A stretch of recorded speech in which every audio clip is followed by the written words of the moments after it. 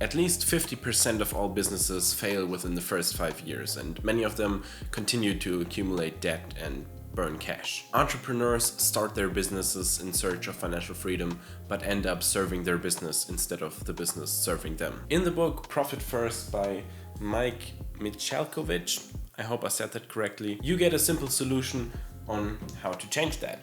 I hope this will help.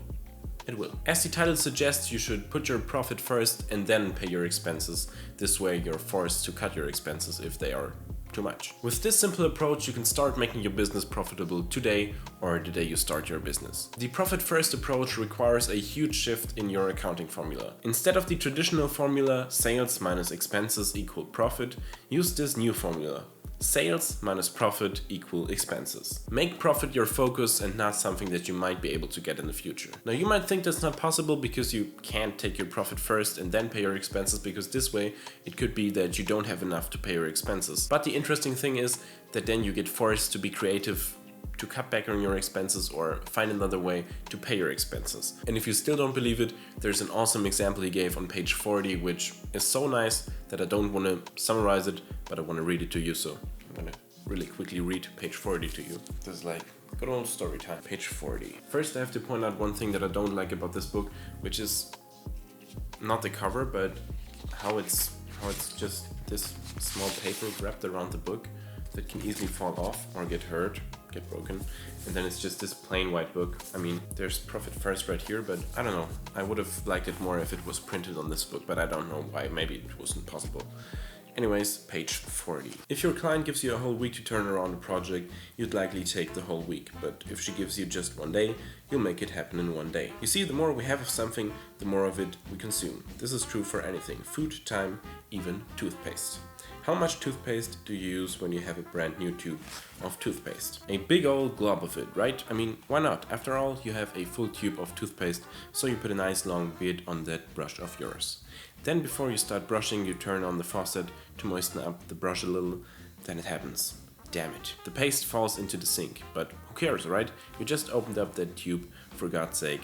You have tons of this stuff. So you put on another big old glob and brush away. But when you open up that cabinet drawer and find a nearly empty tube, my oh my, how the game changes. It starts off with an insane amount of squeezing, twisting and turning. You reach for your toothbrush, momentarily releasing a little bit of your vice-like grip on the tube, and with that, like a tortoise's head, when a 3-year-old comes at it with a stick, the paste shoots back into the tube. You could shout out some expletives at this point, but you can't, because you're already onto stage 2 of toothpaste extraction, biting down hard on that tube. With a precarious balance of biting, one hand squeezing and tube twisting, while your other hand somehow tries to get the brush bristles to scoop out toothpaste, you have a victory. One droplet of toothpaste, which is just enough for that fresh mouth sensation.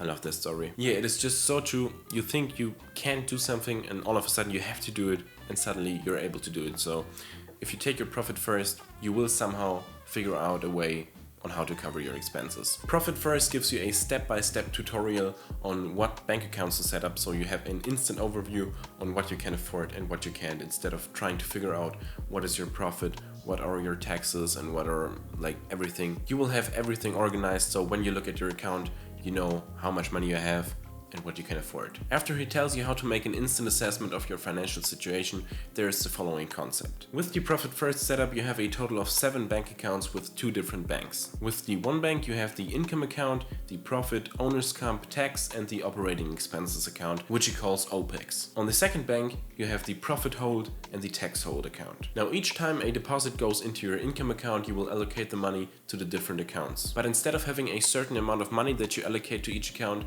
you do all of this with percentages. How you're going to distribute all of the percentages amongst the accounts will of course change over time, but the important thing is that you should start right now to allocate 1% to your profit account, not because it will make a huge difference in your profit, because 1% of course isn't that much, but the thing here is to start right now and slowly build the habit of taking your profit first, even if it's just 1% at first, but of course it will change over time and increase. You will do this money allocation every 2 weeks on the 10th and 25th of each month. So this is also when you pay yourself with the owner's compensation. You will do this twice a month, so not a monthly income, but a 2 weekly income. The profit, on the other hand, is something that you will pay out quarterly to you yourself and all the equity holders in your company. So why have two different accounts that are almost the same at two different banks?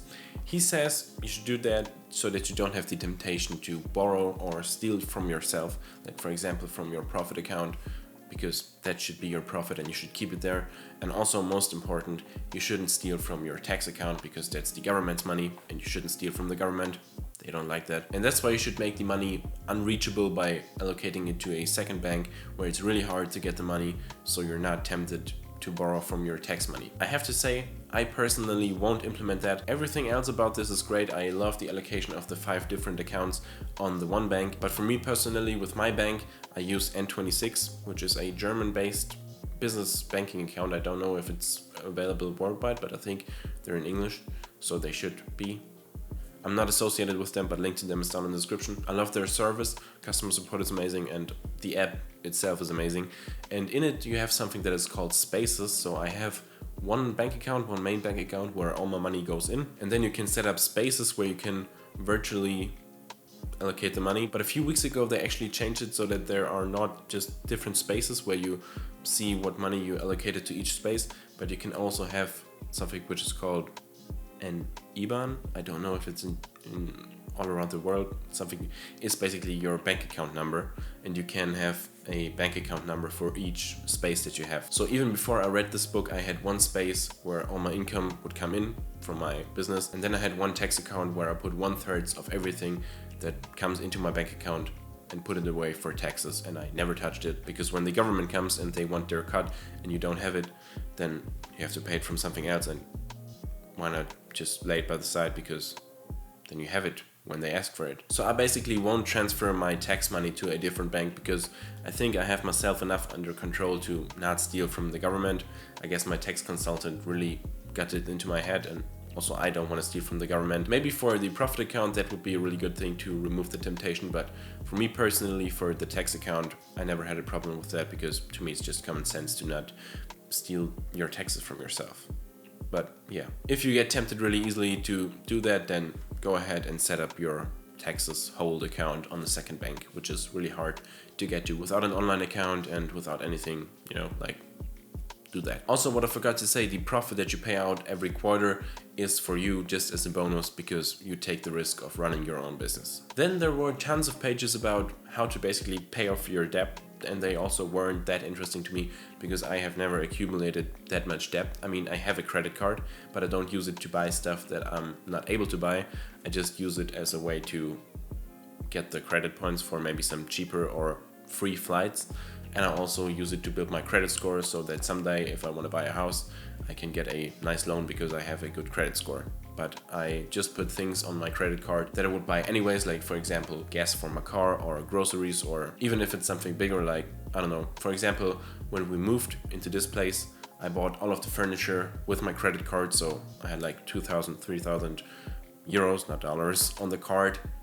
But it was something that I would have paid anyways with my normal debit card. So I paid it with my credit card to get all of these sweet points and get a good credit score, because at the end of the month I just paid it off in full without any interest rate, and it was gone, and now I have the points and a good credit score, I hope. So just use a credit card for that. And just in the case of a really big emergency, just then borrow money that you don't have and pay it back as soon as possible, but don't fall into the trap of that. But if you do or already did, give this book a try, because it shows you how to get out of that.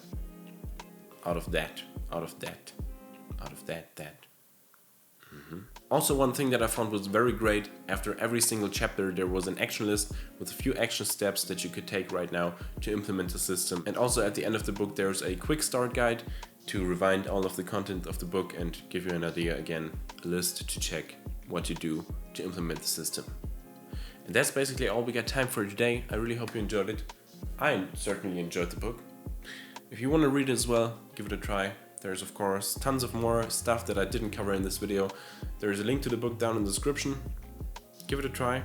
It will change your life, I guess, because it's a very good system. What can I say? If you want to watch more book videos, I read a lot of books already. Focus. These books. There's a playlist right here where you can watch all of them. And here you can watch last week's book review, and here you can subscribe. And I will hopefully see you in the next video. Goodbye.